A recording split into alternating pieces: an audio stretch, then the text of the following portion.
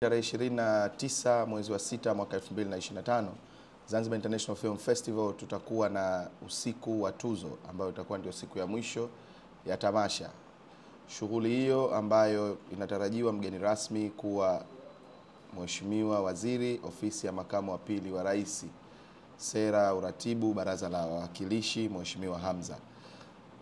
Mpaka sasa majaji wanaendelea na shughuli za kuchambua filamu. Kwenye siku ya tuzo kikubwa ni kutangaziwa washindi ambao wameshiriki katika mchakato toka mwanzo hadi mwisho, na majaji watatuletea washindi wetu. Kwa hiyo tukae mkao wa kula.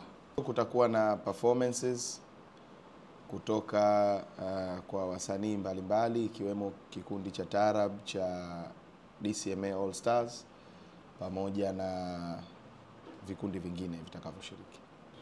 Kwa ujumla tamasha tumeenda kama ambavyo tulipanga. Workshops zimefanyika. Changamoto tuliyokuwa nayo ilikuwa ni